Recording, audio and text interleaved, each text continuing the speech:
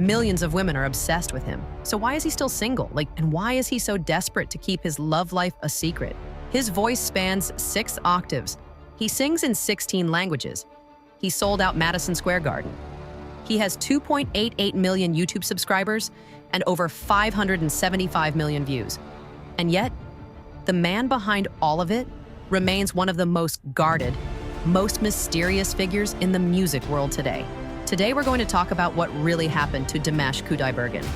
The rise. The moments that changed everything. And the question that millions of his fans have been asking for years, but nobody has been able to fully answer. Stay until the end, because the answer might surprise you. He was born on May 24th, 1994, in Aktobe, Kazakhstan. A city far from the global stages he would one day command. But the music was there from the very beginning. His parents, Svetlana and Kanat Kudaibergenovich, were both honored workers of culture of Kazakhstan. His mother sang at the Aktobe Philharmonic. His father ran the city's culture department. Music wasn't something Dimash chose. It was the air he breathed growing up. And it showed early. At 2 years old, he was already on stage, a small episodic role in a local theater production.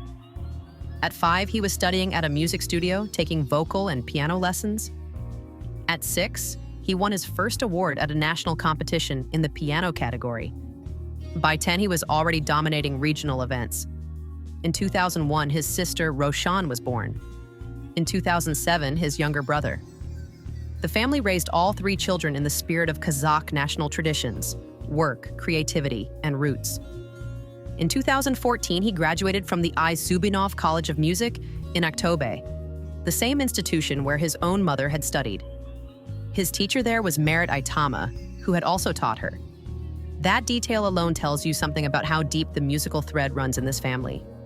That same year, he entered the jazz vocal faculty of the Kazakh National University of Arts, and it was there that teachers confirmed what audiences had been sensing for years.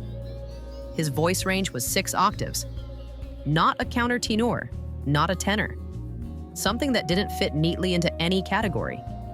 A lyrical tenor with bass notes and falsetto. Full command of bel canto technique. A voice that wasn't supposed to exist. It was the summer of 2015. Vitebsk, Belarus. The 24th International Festival of Arts, Slaviansky Bazaar, one of the most prestigious vocal competitions in the post-Soviet world. 21 countries. The best singers from across the region, and a 21-year-old kid from Aktobe who almost nobody outside Kazakhstan had heard of. Dimash entered a format that demanded everything. Day 1, Slavonic songs with a full orchestra. Day 2, world hits. The kind of pressure that breaks most performers before the competition even ends. But from the first note, something was different. On day 1, he chose Valery Mladzi's Blizzard Again. The jury gave him 89 out of a maximum 90 points. His closest competitor trailed by 4. On day 2, Daniel Balavoin's SOS d'un terrien en détresse, 86 points. And to close, the Kazakh folk song Dai Di Dao. By that point, the jury and the audience already knew. On July 13th, he received the Grand Prix, 175 points out of 180 possible, the highest score in the competition. The jury chairman Polad Bulbulolu said something that stopped people in their tracks. He said Dimash possessed 3 voices in one, low, medium, and altino, a rare voice, and he used all 3 professionally. Beyond the Grand Prix, a special Lira prize, and a cash prize of $20,000 US. At the press conference afterwards, Dimash said something simple, that you cannot accomplish much with talent alone without proper support. He credited his parents, both musicians, both from Aktobe, the people who put him on stage at age 2. After Slaviansky Bazaar, everything accelerated. National TV shows, public events, Expo 2015 in Milan, the theatrical show Mangilik El for the 550th anniversary of the Kazakh Khanate, the Eurasia International Film Festival in Almaty, a concert at the Astana Opera attended by Chinese President Xi Jinping. In February 2016, his rendition of Dai Di Dao was selected by the European Broadcasting Union to represent Kazakhstan for World Radio Day, played by radio stations across the globe. The first real recognition beyond post-Soviet territories. By December 2015, he was voted Singer of the Year at the People of the Year Awards, determined by public vote, a boy from Aktobe, and suddenly the whole world was paying attention. But Slaviansky Bazaar was just the opening act. In early 2017, director Hong Tao came calling. An invitation to appear on Hunan Television's Singer 2017, the 5th season of one of China's biggest music competitions. Dimash signed a contract with Black Gold Talent in Beijing and flew in as a wildcard competitor. He was 22, the youngest participant in the show's history. Everyone else on that stage was an established professional. Top-selling Chinese artists with years of industry behind them. And here was this kid from Kazakhstan, unknown to the Chinese audience, walking into the most watched music competition in the country. His mother later admitted that at the time they just hoped he'd make it to the middle stage. That was the goal. Just don't embarrass yourself. Nobody could have predicted what actually happened. What looked like a career opportunity turned into something historic. Something that would place his name in front of hundreds of millions of people overnight. And either make him unforgettable or end the dream entirely. What happened next was not just surprising. It was the moment everything changed. Singer 2017 was not a casual competition. 500 jury members, elimination rounds, professional and top-selling Chinese artists competing against each other every week. The kind of show where one bad performance ends everything. Dimash walked in as a wildcard. No Chinese fan base, no name recognition, just a voice. Episode 1. He performed SOS d'un terrien en détresse, a French rock ballad originally by Daniel Balavoine. The kind of song that demands everything from a vocalist. He won the episode. His name exploded across Chinese social media overnight. Headlines in China, headlines in Kazakhstan, coverage in French media. A Chinese musician was brought in specifically to test his voice. The result, 6 octaves, D2 to D8. From below the lowest bass notes to far beyond the highest soprano range. A vocal span that most music academics would tell you is physiologically impossible. Episode 2, he won again. This time with his version of Vitas's Opera 2. Episode 3, 3rd place with Queen's The Show Must Go On. Episode 6, 1st place with Lara Fabian's Adagio. Fabian herself watched the performance and publicly praised it. During episode 4, the cameras showed something that made the audience lose their minds. His meeting backstage with Jackie Chan, his childhood idol. The look on Dimash's face said everything. Song K, CEO of Alibaba Planet, described his voice as the most exquisite and impressive sound that can transcend gender, language, and border. Hunan TV and Chinese media called him a bridge for Kazakh-Chinese cultural cooperation. His Weibo profile crossed 300 million views within months. He set a record, performing songs in the most languages on a single show. English, Mandarin, Russian, French, Kazakh, Italian, Turkish, and he only speaks Kazakh and Russian fluently. The rest he learned phonetically for the music.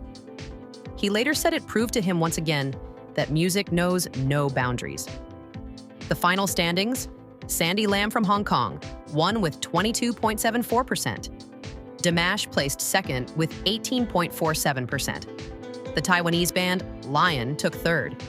At the grand finale, he performed a duet with Chinese singer Shang Wenjie, a medley of 4 Michael Jackson songs.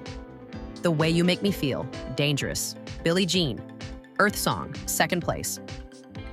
In a competition, he wasn't supposed to survive past the middle rounds. His mother had hoped he'd just make it to the middle. He made it to the final. And along the way, he became the most talked about foreign artist in China that year.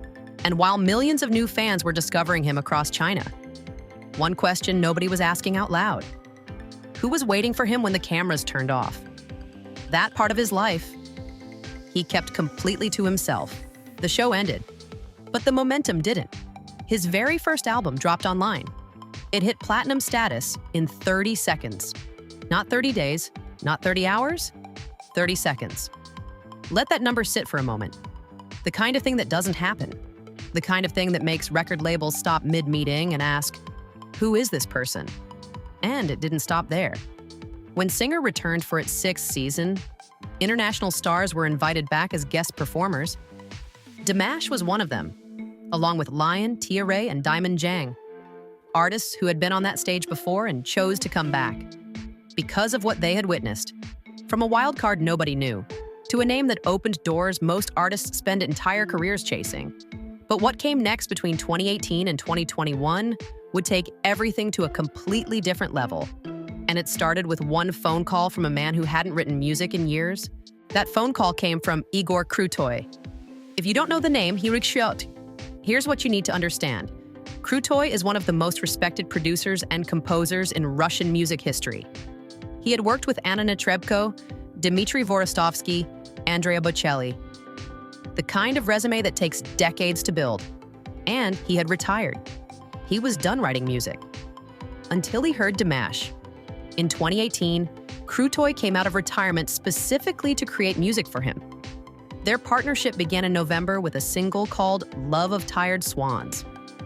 Krutoy later explained that Dimash's voice inspired him to write The Stranger, and that he simply didn't see anyone else in the world who could perform it the way it needed to be performed. Sharon Vaughn wrote the English lyrics. Dimitris Kontopoulos from Greece and Yerlan Bachurin from Kazakhstan handled the main arrangement. A retired legend, back at his desk, because of one voice from Aktobe. The partnership opened doors across Russia. Television appearances, award shows. In 2019, Dimash received 2 categories at the Russian National Music Award Victoria: Best Vocalist of the Year in Classical Music and a special prize for Discovery of the Year, presented on December 5th in Moscow. He performed No that evening. He joined Krutoy's anniversary tour, New York City, Dubai, Minsk, Dusseldorf. On November 30th, a 65th anniversary evening for Krutoy took place at ISS Dome in Dusseldorf, alongside Irina Allegrova and Philip Kirkorov. In December 2020, he released the music video for I Miss You, directed by Evgeny Kuritsyn. Krutoy turned to Igor Nikolaev for the lyrics. Their combined efforts had a habit of producing hits. In February 2022, Dimash flew to St. Petersburg to shoot the video for OK, another Krutoy composition with lyrics by Nikolaev. Director Alina Veripia noted that Dimash lived each scene so completely they barely needed second takes. That project marked the end of their collaboration. 4 years, a body of work that introduced him to millions across Russia and beyond. But Russia wasn't the only door opening. In early 2019, CBS brought him onto The World's Best, a U.S. talent competition where he was introduced to American audiences as the 6-octave man, the man with the world's widest vocal range. He was listed as the frontrunner, and then he withdrew in the Champions round, voluntarily. He said he wanted to leave the opportunity for younger performers, the kind of move that makes people stop and look at someone differently. On September 30th, 2020 came another first. Dimash debuted a Kazakh language song on the official YouTube channel of MTV USA, the first artist from Kazakhstan ever to do so. His song stayed in the MTV USA livestream top 5 for 10 consecutive weeks from October through December 2020. His name was everywhere: charts, headlines, record labels. But the one thing people actually wanted to know, who was beside him, remained the one thing he never talked about. And then, January 16th, 2021. The Dimash Digital Show, his first online concert. An international production team of 140 people. Advanced virtual technologies. Television-level production. According to the US streaming platform, TIXR, it shattered every ticket sales record ever set by a foreign performer on the platform. Fans from over 100 countries tuned in simultaneously. 100 countries, at the same time, for a concert by a singer from Aktobe, Kazakhstan. Behind those numbers was something harder to measure. A community that had been growing quietly for years. Fans who called themselves Deers, who ran fan clubs across 6 continents, who learned Kazakh just to understand his lyrics. The numbers were record-breaking, but the connection behind them was something else entirely. And that connection was about to be tested on the biggest stages in the world. Because what was coming next, the Stranger Tour, would take everything he had built and carry it into arenas across 3 continents. But before we get there, there's still that question from the beginning. The one about his personal life. The one he has never fully answered. We're getting closer. September 2022. Almaty, Kazakhstan. The first night of the Stranger Tour. Over 200 people behind the scenes. Creative teams, technical crews, logistics. And that was just for the opening night. The name carried two meanings. Wanderer, drawn from the lyrics. New land as far as I can see. A wanderer in a foreign land. And stranger. Because for many of the countries on the tour, this was his first time walking through their doors. He always opens in Kazakhstan. That's not coincidence. That's intention. His mission from the beginning has been to bring Kazakh culture to the world through music. Every tour starts at home. Between 2022 and 2025, the Stranger Tour grew into something nobody had mapped out on a spreadsheet. 18 concerts, 13 countries, 3 continents, Almaty, Yerevan, Antalya, Kuala Lumpur, Hong Kong, Budapest, Istanbul, Astana, Prague, Dusseldorf, New York, Mexico City, Barcelona, London, Berlin, Riga. Germany alone hosted 3 shows, 2 in Dusseldorf, 1 in Berlin. International shows were planned 7 to 9 months in advance. Local legislation, cultural specifics, venue logistics. Touring crews flew in from Kazakhstan, Spain, Russia, Cuba, Germany, and China. Musicians, managers, technical staff. In each city, local promoters joined them. Combined crews of around 200 people per show. Then, May 24th, 2024, Istanbul, Besiktas Stadium. 42,000 seats. His 30th birthday. Guests included Burak Yeter, Haluk Levent, Nathan Wang, and Marat Itemov. The crowd sang along to Golden, Give Me Your Love, Be With Me, Fly Away. And when Love of Tired Swans began, the entire stadium sang with him. Every word, in unison. 42,000 people. That's not a concert. That's something else entirely. And then, October 5th, 2025. New York City, Madison Square Garden, the first Kazakh artist ever to headline a solo concert at MSG. The evening opened with the Kazakh national anthem, the first time it had ever been performed at Madison Square Garden. He sang in 6 languages over 3 hours: Kazakh, Russian, English, Italian, Chinese, Spanish. Traditional Kazakh instruments, dombra, sibizgi, kobys, woven through orchestral arrangements. He premiered 2 new songs that night, Somehow and Living for the Game, A Boy from Aktobi, headlining Madison Square Garden. Meanwhile, in Pretoria, South Africa, the Kazakhstani embassy hosted the local Dimash fan club. They met with Ambassador Yurkin Akinjanov to discuss cultural collaboration. They proposed bringing Kazakh music into local schools, a joint ballet production between Joburg Ballet and Astana Ballet, participating in Nora's celebrations, fan clubs, organizing cultural diplomacy on their own initiative. Because of one singer, then Riga, the final stop of the tour. December 12th, 2025, Xiaomi Arena. The Polish fan club showed up over 100 members strong. These weren't people who bought tickets online and showed up. These were people who had followed him across borders for years, who ran Dimash Radio, who sang in the Die Voices choir, who built something that looked less like a fan base and more like a movement. When the lights dimmed that night in Riga, for the people in that room, it wasn't just the end of a tour. It was the culmination of years. Every city, every concert, every moment they had chased across the map. The final notes faded. The crowd dispersed slowly. Nobody wanted it to end.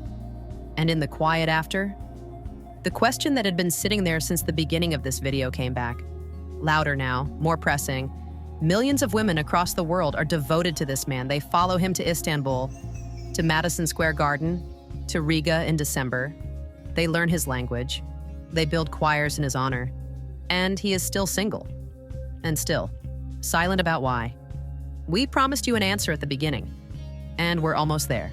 On March 5th, 2026, Dimash received the Ambassador of Turkic World Culture Order, Turksoy's highest distinction. Only the second person in history to receive this title. The first was Nobel Prize laureate Professor Aziz Sankar of Turkey.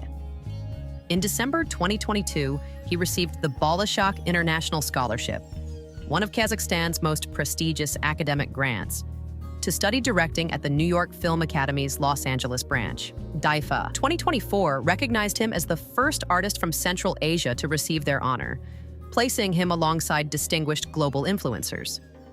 In December 2025, the International Organization for Migration appointed him IOM Global Goodwill Ambassador at their 116th Council session in Geneva. He had already been serving as IOM Regional Goodwill Ambassador since 2023. He met personally with UN Secretary-General Antonio Guterres in Kazakhstan to discuss promoting humanitarian action through art. His stranger tour alone reached over 100,000 people globally while actively supporting IOM's humanitarian work. On April 5, 2025, he performed at the Turksoy Cultural Capital opening ceremony in Aktau. And quietly, back in June 2020, while the world was locked down, he defended his master's thesis at the Kazakh National University of Arts. Title: Personal Image of Traditional Music. Score: 100 points, the highest possible. His professors recommended him for a doctorate program, selling out arenas, UN ambassador, academic distinction, performing in over 14 languages across Europe, Asia, and the Americas, building a legacy that extends far beyond Kazakhstan and far beyond music. And yet, the question we opened with is still sitting there, unanswered. He has never confirmed a relationship publicly. He has never explained why.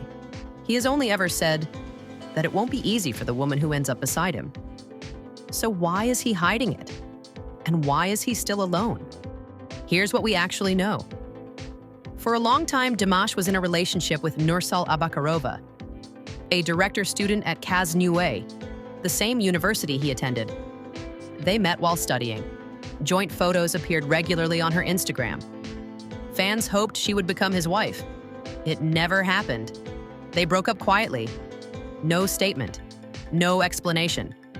After that, silence. No confirmed relationships. No public appearances with anyone. Nothing.